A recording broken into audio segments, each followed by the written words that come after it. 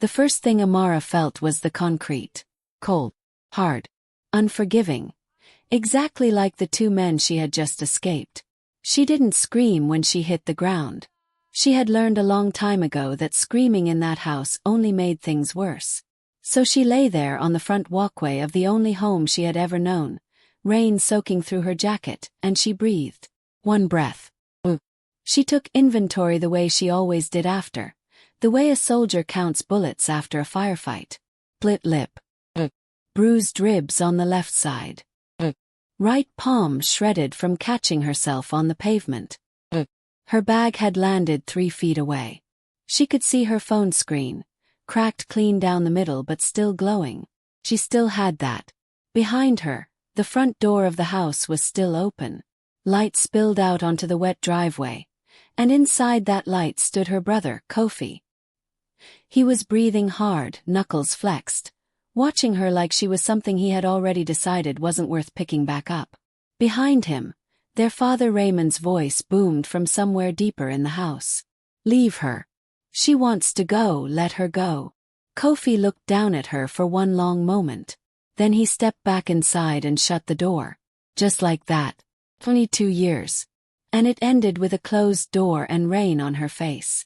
Amara pressed her palm flat against the wet concrete and pushed herself up. She didn't look back at the house. Not once. Atlanta in January had no mercy. The cold came off Peachtree Industrial Boulevard in sheets, cutting through her jacket like it had a personal agenda. She had been walking for 40 minutes, maybe more. Her phone was cracked but working. 11% battery, no Uber balance, and her cousin Temmie wasn't picking up. She stopped under a broken street light and tried to think. $52 in her pocket. Cracked phone. Nowhere to go. She had planned for leaving. She had told herself for 3 years that when the day came, she would be ready. She would have a bag packed, money saved, a plan locked and loaded. She had none of those things. What she had was a split lip, 40 minutes of walking behind her, and a section of Atlanta she did not recognize. The street was quiet.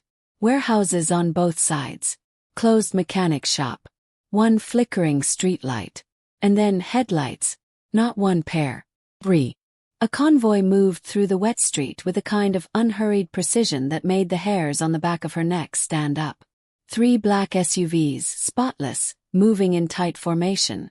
They slowed as they approached her, and for a moment she thought about stepping back into a doorway, making herself invisible. She didn't move fast enough. The middle SUV stopped. The window came down, not all the way, just enough. She couldn't see the face clearly. Just the outline of a man in the back seat. Watching her the way people watch something they haven't decided what to do with yet. Then the back door opened from the inside. A man leaned out slightly. Not far. Just enough for the streetlight to catch his face. He was Korean. Sharp jaw, dark eyes, somewhere in his late 30s. He was wearing a charcoal suit that had no business being this clean at this hour. He looked at her the way a person looks at a spreadsheet, reading, assessing, deciding. His voice when he spoke was quiet, not gentle, just low. Get in. You're bleeding. Amara stared at him. Every survival instinct she had was screaming. Strange man. Strange car. Strange part of town. This was the beginning of every horror story she had ever heard. But her lip was split. Her ribs were on fire. She had 11% battery and $52 and nowhere to go. She looked at the man. He hadn't moved. Hadn't pushed. Hadn't smiled. He just waited like a man who was used to the world eventually doing what he decided. Amara picked up her bag and got in the car. The door closed behind her. Convoy moved. He didn't speak to her for the entire ride. Not one word. He pulled out his phone and made 2 calls, both in Korean, both quiet, both brief. Whatever was being discussed on the other end. He handled it with the same flat efficiency a person uses to schedule a dentist appointment. He never looked at her. Amara sat pressed against the opposite door, arms wrapped around herself, watching the city scroll past the tinted windows. They were moving up. She could feel it, the neighborhoods changing, the buildings getting taller, the streets getting cleaner. Buckhead. She recognized the skyline. She had questions. She had about 40 of them stacked behind her teeth. But something about the absolute stillness of the man beside her made her understand, with a clarity she couldn't explain, that this was not the moment to ask them. So she stayed quiet. And when the SUV pulled into a private underground garage and the doors opened, she followed. His name, she learned from the woman who met them at the elevator, was Kwon Suk. The woman was Korean, 50s, silver hair pulled into a neat bun, dressed in gray. She bowed her head once toward him and said, "Mr. Kwon," and then her eyes moved to Amara, to the split lip, the torn jacket, the way Amara was holding her left side, and something moved across her face. Not pity. Professional concern.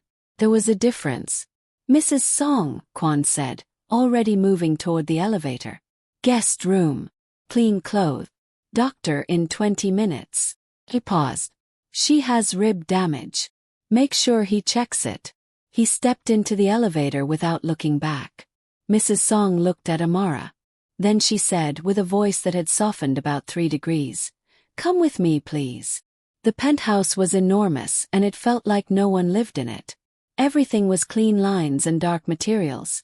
Black marble, chrome, floor-to-ceiling windows that turned Atlanta into a glittering map below. No photographs on the walls.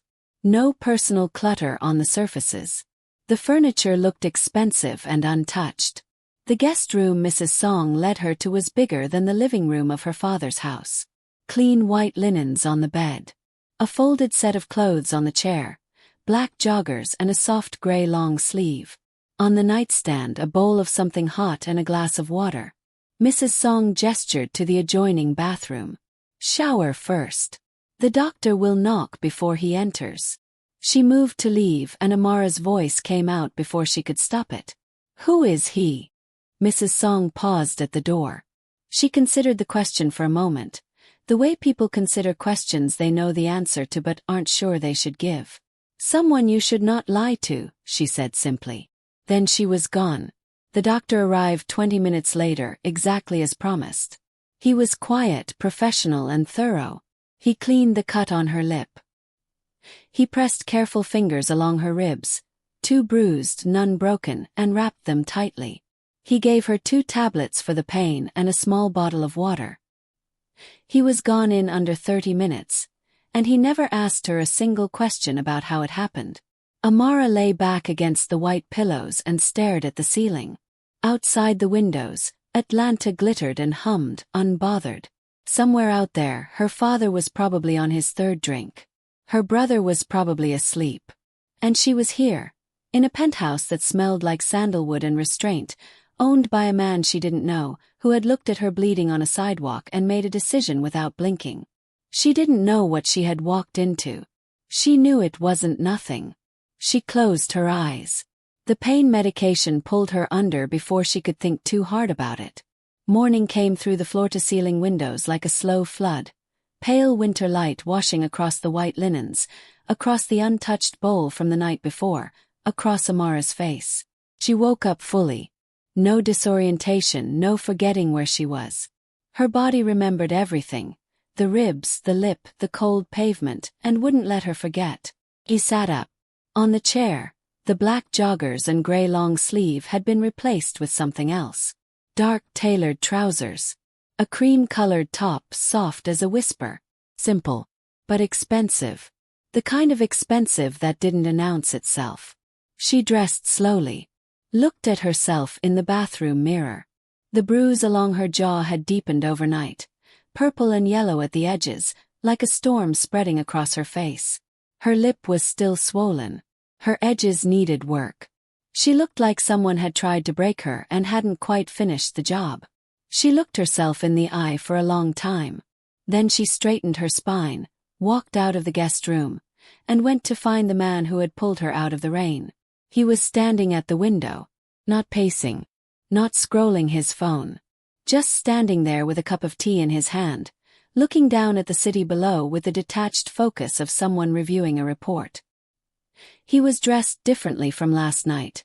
Dark trousers, a fitted black turtleneck. The suit was gone, but nothing about him was less controlled. If anything, the casual clothes made the discipline more obvious. Like seeing the frame of a building stripped of its walls. He didn't turn when she entered, but his shoulders shifted, a barely perceptible adjustment that told her he already knew exactly where she was standing. "Mrs. Song left breakfast," he said. His voice was the same as the night before. Low, flat. No warmth in it, but no hostility either. Just information. Amara walked to the kitchen island. A place had been set for her. Fruit, toast, a small pot of tea. She sat down but didn't eat.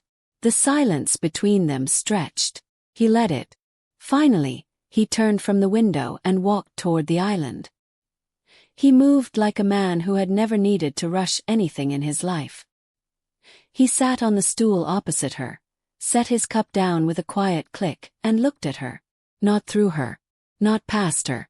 Her. The way he looked at things when he was deciding what they were worth. Amara held his gaze. Her chin lifted just slightly. She would not shrink in front of this man. She had done enough shrinking to last 3 lifetimes.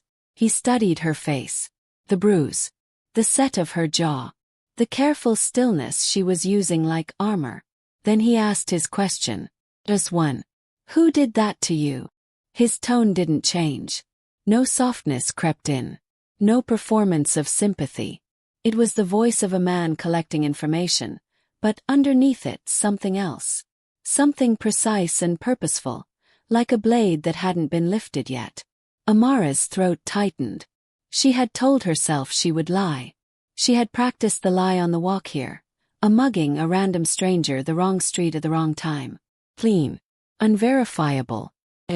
But she looked at him now, at the absolute stillness of his face, the dark, unblinking focus in his eyes, and she understood with bone-deep certainty that this man would see through it before the last syllable left her mouth. And something else. He had not offered her pity last night. He had offered her a door and a doctor. That was honest, so she would be honest back. He took one breath. "My father," she said. "And my brother." The words landed in the quiet apartment like stones dropped into still water. She watched his face. Nothing moved. No flinch. No flicker of disgust. No practiced sympathy. Just one slow, sharp nod. He had what he needed. He stood, picked up his cup and said, quietly like it was the most normal thing in the world, "Eat something." Then he walked down the hallway and disappeared behind a closed door. And Amara sat there in the enormous, silent apartment, staring at untouched toast, realizing that in the 30 seconds it had taken her to answer his question, she had just set something in motion. She just didn't know what yet. This story is just getting started. Stay with us, because the moment Amara told him the truth, she changed everything. And Kwon Suk does not let things go unanswered. The office was the only room in the penthouse that felt lived in. Not because it was messy, it wasn't. Every surface was deliberate, every document in its place. But there was something in the air here. Density. Like the room had absorbed years of decisions made in low voices with high stakes. And the walls remembered all of them. Kwon Suk sat behind his desk and did not think about the girl in his kitchen. He thought about what she had told him. My father. And my brother. He opened his laptop. Pulled up a blank document. Typed 2 names from memory, Raymond Ose. Kofi Ose. Then he picked up the phone on the left side of his desk. Not his personal phone. The other one. Matte black, no case, 1 contact saved. Rang once. "Sir." The voice on the other end was flat and alert. Dara. His lieutenant, his shadow, the man who translated Kwon's silences into results. Nigerian Korean, 34. Efficient in a way that most people spent entire careers trying and failing to become. "I need a full profile," Kwon said. 2 individuals. Raymond Ose and Kofi Ose. Atlanta-based. Father and son. He paused. Financials. Associates. Habits. I want everything going back 10 years. Who they owe, who they drink with, and what they're afraid of. A brief silence on the line. "How fast?" Hura asked. 36 hours. Understood. Another pause. "The girl from last night." Don't ask questions that aren't yours to ask. Yes, sir. The call ended. Kwon set the phone down. He turned back to his monitor. A new acquisition in Midtown, a restaurant group he was folding into his legitimate portfolio. Numbers and projections filled the screen. He read them. But in the back of his mind, in the cold, precise part of him that never fully switched off, something was already moving. A calculation being built, variable by variable, toward an outcome he hadn't named yet. He was patient. He could wait 36 hours. Amara didn't see him for the rest of that day. Mrs. Song came and went quietly, leaving lunch on the island, collecting dishes without comment. The penthouse held its silence like a held breath. Amara moved through the space carefully, like a person in a museum trying not to set off an alarm. She found the living room. The city spread out below the windows in every direction. Atlanta in January, gray and glittering, moving like it had somewhere to be. She stood there for a long time watching it. She kept waiting to feel something about last night. About Raymond's voice. About Kofi's hands. About the door closing. Nothing came. Just a low, steady hum, like a machine that had been running too long finally powering down. Her phone was dead. Mrs. Song had appeared at some point with a charging cable, the same model like she'd checked, and left it on the kitchen counter without a word. Amara plugged it in and watched the screen blink back to life. 14 missed calls from Kofi. 3 from her cousin Temi, who had finally decided to pick up. Nothing from Raymond. She stared at Kofi's name on the screen for a long time. Then she set the phone face down on the counter and went back to the window. He didn't call back. Dara delivered in 31 hours.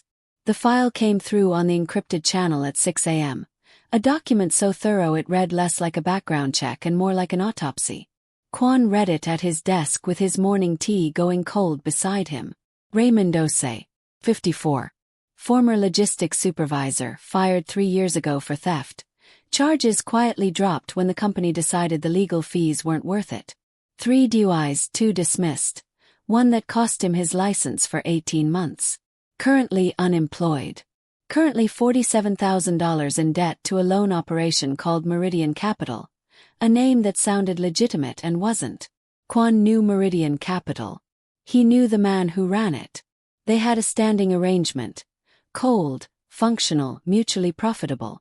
He kept reading. Kofi Osei, 26. No formal employment in 4 years. Moving mid-level product for a crew operating out of Westside Atlanta. A crew that, 2 rungs up its supply chain, sourced through a distributor that answered to Kwon's network. Kofi owed his direct supplier $11,000 in shorted product. Had been given 2 extensions. Was about to be given a third, because nobody higher up had said otherwise. Till now. Kwon closed the file. He sat back in his chair and looked at the ceiling. Both men were already drowning. They had been drowning for years. And every time the water rose, they had done the only thing weak men know how to do.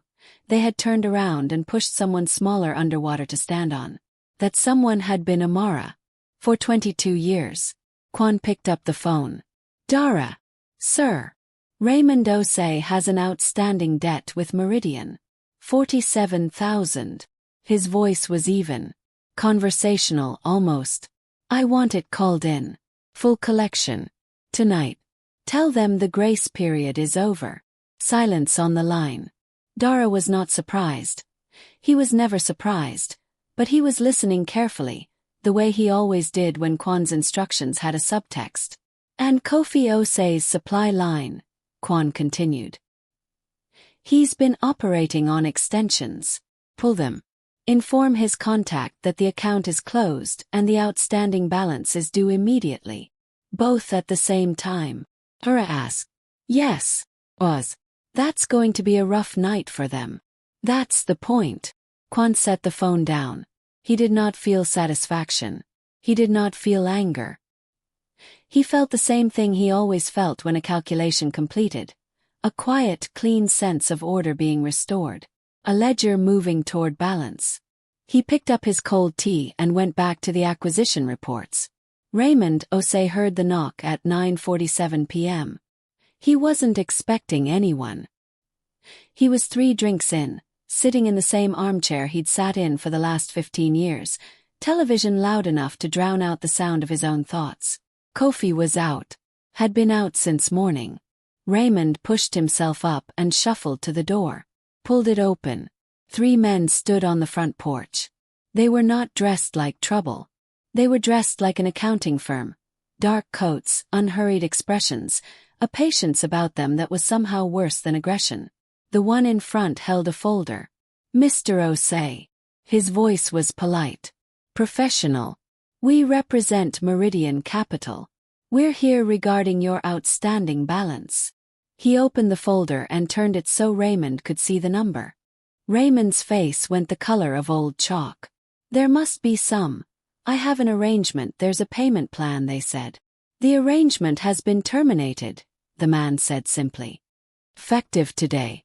We're here to discuss immediate resolution. Raymond tried to close the door. The man's hand moved faster. Mr. Osei, he said, still politely, still professionally. I would strongly recommend we handle this inside. Across the city, Kofi's phone lit up with a number he recognized and immediately didn't want to see. He was in a parking lot off MLK, waiting on a pickup that was already 30 minutes late. He stared at the number. Answered because not answering would be worse. Yo! Your account is closed. The voice on the other end was blunt and brief. Balance is due. All of it. You've got 48 hours. The line went dead before Kofi could speak. He stood in the cold parking lot and felt the ground shift under him. The pickup wasn't coming. He already knew that. When they closed your account, they stopped picking up the phone and they stopped showing up. That was how it worked. $11,000. He didn't have $11,000. He stood there for a long time, the cold settling into his shoulders, his mind running through names and options and angles, and one by one, every door closed. He thought briefly about Amara. Then he stopped thinking about her because what was she going to do? He didn't know yet that the two things, his problem and her absence, had the same source. He didn't know that someone had decided, quietly and without drama, that the lives he and his father had built on top of her were due for collection. He just stood in the cold and felt, for the first time in a long time, genuinely afraid. Amara was standing at the window when it happened. She couldn't have said what time it was. The city below was in its quiet mode. Fewer cars, more stillness. She had eaten dinner alone, a plate Mrs. Song had left covered on the island. She had showered. She had charged her phone and not looked at it. She was just standing there watching Atlanta breathe when the feeling came. It wasn't a sound. It wasn't anything she could name. It was more like pressure, a shift in the atmosphere, the way the air changes before a storm rolls in. Something had happened. She didn't know what. But something had moved in the city below her, and whatever it was, it had been moved deliberately. She turned from the window. The hallway toward Kwan's office was dark. No light under the door. But she knew, with a certainty that settled low and heavy in her stomach, that he was awake. She didn't go knock. She went to bed, lay on her back, stared at the ceiling. Her phone stayed face down on the nightstand. She fell asleep before she could decide if what she was feeling was fear or relief. Morning came quiet and gray. Amara came out of the guest room and found him already at the island, halfway through a cup of tea, a closed folder on the marble beside him. He looked up when she walked in. She looked at the folder. She looked at him. Neither of them spoke for a moment.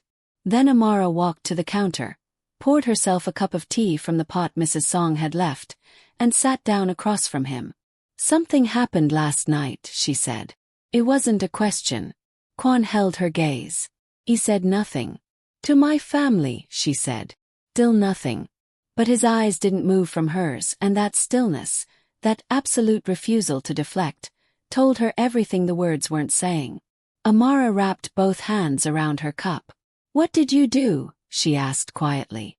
And for the first time since she had climbed into his car in the rain, Kwan Suk set down his tea, and gave her his full and undivided attention. Kwan looked at her for a long moment. Not the way he usually looked at things, calculating, measuring, filing information away. This was different.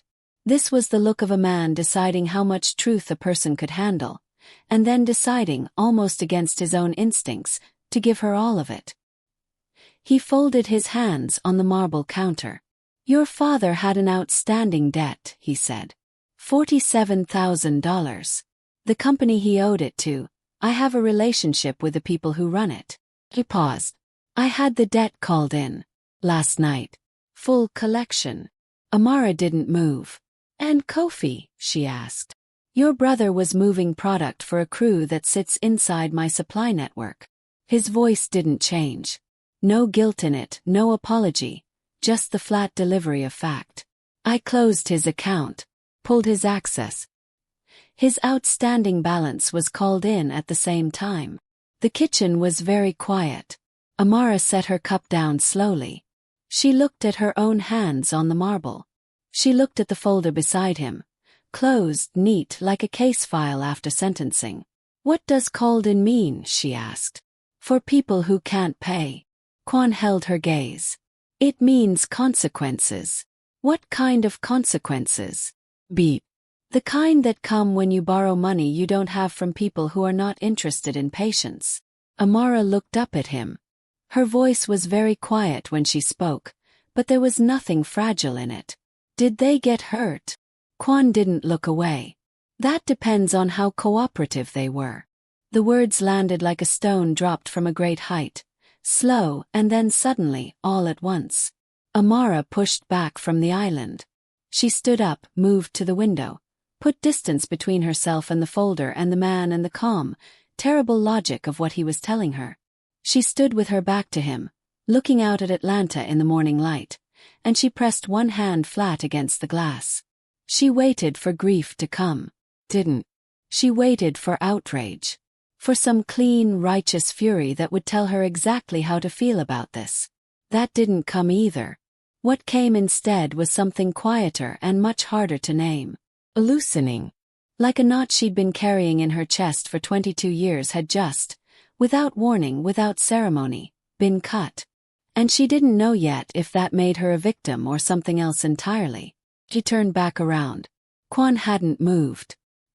He was watching her the way he watched everything. Steady, patient, completely unreadable. You did that, she said. And you didn't ask me. No, he agreed. I didn't. You didn't warn me. You didn't tell me what you were going to do. You just... She stopped, pressed her lips together. You just decided. Yes. The honesty of it was almost worse than if he'd tried to justify it. There was no apology in his posture, no performance of regret. He had made a decision and he was standing behind it the way a wall stands behind itself. Simply, completely, without argument. Amara walked back to the island. She didn't sit down. She stood across from him and looked him dead in the eye. What gave you the right? It was the realest question she had. The one underneath all the others. Kwan was quiet for a moment. Not because he was searching for an answer. She could see that he already had one. He was deciding whether to give it to her straight or dress it up. He gave it to her straight. Nothing, he said. There is no right. I saw something that needed correcting and I corrected it. That is what I do. He held her gaze. If you want an apology, I can't give you one. I'm not sorry for the outcome. I won't pretend to be. Amara stared at him. She had expected deflection, justification. Some version of it was for your own good dressed up in expensive language. She had not expected this. A man who would look her in the eye and say plainly, I did it. I'm not sorry. Here it is. It was the most honest thing anyone had said to her in years. And that, somehow, was what broke her open. Not with tears. Amara didn't cry in front of people. That habit had been trained out of her long ago. But something shifted behind her eyes. A wall she'd been holding up without knowing it, finally, quietly, came down. She exhaled. Long, slow. Like the first real breath after being held underwater. She pulled out the stool and sat back down. She picked up her tea. She took a sip, and her hands were steady, and that surprised her.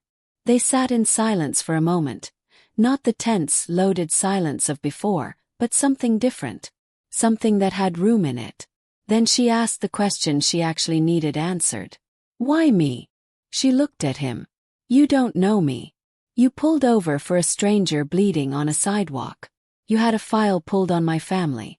You called in debts. She shook her head slowly. Why? Kwon picked up his tea. He took a slow sip, and for just a second, something moved behind his eyes. Not warmth, it wasn't warmth. It was something more complicated than that. In my world, he said, most people lie to me. They lie when they need something. They lie when they're afraid. They lie when they think the truth will cost them. He set the cup down. You were bleeding on a sidewalk at midnight. You had nothing. You were in a car with a man you didn't know, and when I asked you who did that to you. He paused. You didn't lie. You were terrified and you told me the truth anyway. Amara was very still. That is not common, he said. In my experience, it is almost rare. His voice was even factual, like he was reading from the same file he kept on everything else. I don't ignore rare things. The words settled over her like something heavy and warm. She looked at this man. His controlled posture, his unmoving face, the complete absence of any performance in anything he said, and she understood something. Not about who he was. She didn't know who he was yet, but she understood what had just happened between them. He had told her the truth. She had told him the truth. And now they were sitting in the wreckage of both those truths together, and neither of them was running from it. That was something. She didn't know yet what kind of something. She looked down at the folder on the counter. Is it done? She asked. Whatever you started, is it finished? For the most part, he said. They are no longer a threat to you. What happens to them from here is between them and the people they owe. He met her eyes. You don't have to think about them anymore. Amara absorbed that. She thought about Raymond's face. The way it looked when he was angry, twisted and loud, filling every room he walked into with the sound of his own frustration. She thought about Kofi. The way he had stood at the door and watched her on the ground, and then stepped back inside like she was a problem that had solved itself. She waited for guilt. Still nothing. Maybe it would come later. Maybe it wouldn't. Maybe some doors once closed were just closed. She nodded once. Final. Okay, she said. Kwon looked at her. Something passed across his face. Brief, contained, almost imperceptible. But she caught it. In another man, on another face, she might have called it respect. He stood from the island. There's something I want to discuss with you, he said. When you're ready. Amara looked up at him. What kind of something? A proposition. He picked up the folder. Not today. Take the morning. His eyes moved briefly over her face. The bruise, the steadiness in her eyes, the way she was sitting like someone who had decided to stop apologizing for taking up space. You look like you need more tea first. He walked back toward his office. He was nearly at the hallway when her voice stopped him. Kwon. He turned. Not quickly. The way he did everything, measured, deliberate. She held his gaze. Thank you, she said. Not for what you did. I don't know yet how I feel about what you did. He paused. For the door. And the doctor. He looked at her for a moment. Don't thank me yet, he said quietly. Then he was gone. Amara sat alone at the island in the enormous, silent penthouse, both hands wrapped around a warm cup of tea, looking out at the city that had nearly swallowed her whole. For the first time in as long as she could remember, she wasn't afraid of what came next. She was curious. He found her at the window again. She seemed to gravitate toward it, toward the city spread out below like something she was still deciding whether to trust. He understood that instinct. He had stood at that same window for years, watching Atlanta, reading it like a text written in a language most people never learned. He crossed the living room and stopped beside her. Not close. Just close enough to speak without raising his voice. Do you want to sit? He asked. I'm fine here, she said. He almost smiled. He didn't. Then we'll stand. He turned slightly so he could see her profile, the bruise fading at the edge of her jaw, the way she held herself. spine straight, chin level, like someone who had decided, somewhere between yesterday and this morning, that she was done making herself smaller. "But I have two options to offer you," he said. "You'll listen to both before you respond." She turned to look at him. Her eyes were steady. "Go ahead." "The first." He clasped his hands behind his back. "I give you $50,000. Clean identity, new name, new documents, new history. You leave Atlanta, you start over, and you never see me or hear from me again." He paused. "The past stays here. You walk out that door completely free." Amara said nothing. She was listening, really listening, the way people do when they're processing more than just the words. "The second." He turned to face the window again. "You stay. And you work." She blinked. "Work? I have legitimate operations across the city. 3 restaurants, an art import gallery in Midtown, 2 real estate holdings currently in transition." He kept his eyes on the city as he spoke. "They are real businesses. They turn real profit. And they require someone with a sharp mind to oversee them. Someone who can read people, read numbers, and tell me the truth when the numbers don't line up." A short silence. "You're offering me a job," she said slowly. "I'm offering you a position." The distinction in his voice was important. "There's a difference." Amara looked at him. Her brow pulled together, not in confusion, but in the focused expression of someone running calculations. He recognized it because it looked exactly like what his own face did. "Why would you trust me with any of that?" she asked. "You've known me for 2 days. "I don't trust you yet," he said plainly. "But I trust your instincts. There's a difference between those 2 things as well." He finally turned to look at her directly. "You've been reading Dangerous People your entire life. You learned how to survive in a house that should have broken you. That is a specific skill, and it transfers." She stared at him. "And what do I get out of it?" she asked. "Besides a salary?" "Access," he said, "to how the real city works. To information, resources, and the kind of protection that actually holds." He held her gaze. "In my orbit, nobody touches you. Ever again." The words landed quietly. No drama in them. Just the absolute, undecorated weight of a promise made by a man who kept his promises because breaking them cost more than he was willing to pay. Amara was quiet for a long moment. Then she asked the one question he hadn't answered. "What do you get?" He looked at her for a beat. "Someone I don't have to perform for," he said. "Someone who already knows what I am and hasn't run." It was the most personal thing he had said since she'd arrived. He delivered it the same way he delivered everything. Flat, even without decoration. But she heard it. She heard exactly what it cost him to say it. She looked back out at the city. "I have conditions," she said. He waited. "I'm not a decoration. I'm not someone you bring into rooms to make things look legitimate. If I'm doing this, I'm actually doing it." She turned to face him. "I have real authority over the accounts I manage. I report to you directly, nobody else. And if I ever tell you something is wrong, you listen before you dismiss it." Quan studied her. Then he said, "Agreed." Just like that. "You didn't ask for anything unreasonable." His eyes moved over her face. "Those aren't conditions. Those are basic requirements. I would have expected them." Amara exhaled through her nose. "Then I'll stay," she said. Something shifted in the room. Not dramatically. He didn't reach for her, didn't smile, didn't make it a moment. He simply nodded once, like a contract had been signed, and said, "Dara will bring you in tomorrow." He walked back toward his office. "Quan." He stopped, turned. She met his eyes. "I'm not afraid of you," she said. "I want you to know that. I'm here because I choose to be. Not because I have nowhere else to go." He looked at her for a long moment. "I know," he said. And he meant it. Dara picked her up at 9 the next morning. She had expected someone intimidating.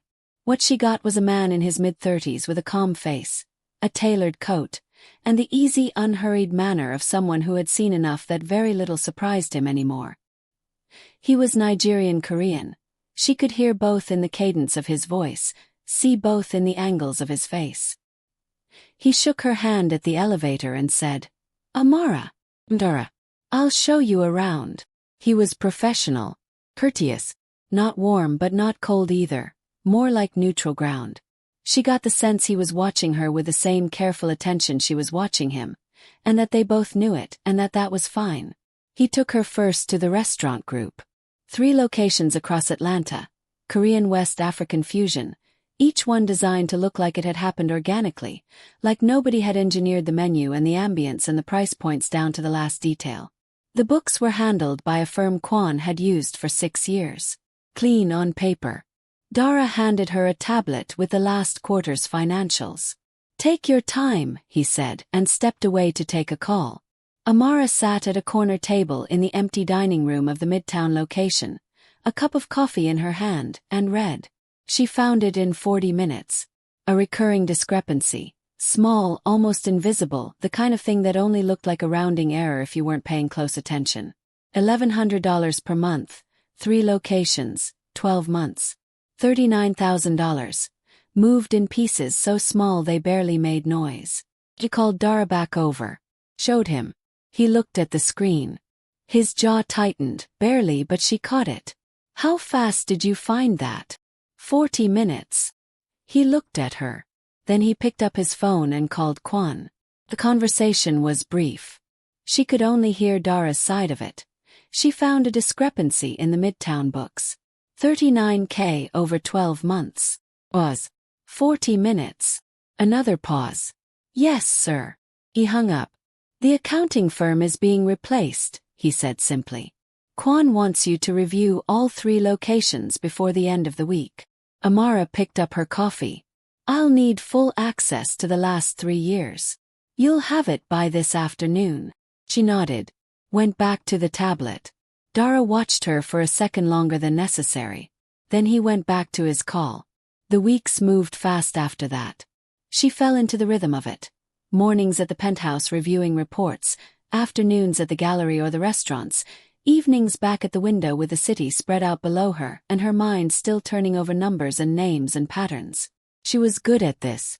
She had always been good at reading rooms, reading people, seeing the thing underneath the thing. She just hadn't had anywhere to put it before. Kwan watched her work without commenting on it. He assigned her harder tasks the same way a river assigns pressure. Steadily, without announcement. She managed a negotiation with a supplier who thought she was decorative and discovered his mistake when she walked out of the meeting with a 15% reduction and a renegotiated delivery schedule. She restructured the gallery's acquisitions calendar and increased its quarterly margins by 22%. Nobody praised her. Kwan simply kept going. She understood by now that harder assignments were his version of praise. She stopped waiting for the other kind. Their evenings at the penthouse found a rhythm too. Dinner at the large table, the city darkening outside the windows, conversation that was sparse but real. He would ask her a specific question about something she'd handled that day. She would answer and sometimes push back, and he would listen to the pushback in that complete, unnerving way he had, and then either adjust or hold his position with a single sentence that closed the discussion. She respected that. More than she expected to. The moment that changed everything between them happened on a Thursday afternoon. She was in his office for the first time. He had called her in to look over a contract for a new real estate acquisition. Dara was there, standing to the side. The lawyer representing the other party was on a laptop screen, droning through terms. Kwan was about to approve the escrow timeline. "Stop," Amara said. Everyone looked at her. She kept her eyes on the contract. The escrow timeline gives them 60 days before penalty clauses activate. But the zoning variance they need is still pending. It could take 90–100 days minimum. They structured this to expire before they're in default. She looked up at Kwan. "They're setting you up to absorb the carrying costs." The room was very quiet. The lawyer on screen had gone still. Dara looked at Kwan. Kwan looked at Amara. Then he looked back at the contract. He read the section she'd flagged. His face didn't change. "We'll need to renegotiate the timeline," he said to the lawyer on screen. His voice was the same temperature it always was, the same temperature the bottom of the ocean is. 90 days escrow lock. Penalty clauses activate at 60. Non-negotiable. The lawyer started to protest. "Non-negotiable," Kwon said again, quietly. And that was the end of it. He ended the call. The room settled. He did not look at Amara. He simply picked up the amended contract and made a note in the margin. He said nothing to her. No acknowledgement, no thank you, no well done. But Dara was looking at her. And in Dara's eyes, those careful, watchful eyes that missed nothing, she saw something she hadn't expected. Not surprise. Something that looked almost like relief. Like a man who had been waiting to see if something was real, and had just gotten his answer. She picked up her files and walked out of the office without a word. Behind her, she heard Kwon say to Dara quietly, "Restructure the whole acquisition team's review process. She reviews everything before it comes to me." Dara said, "Yes, sir." Amara kept walking. She didn't let herself smile until she was back in the hallway. But she smiled.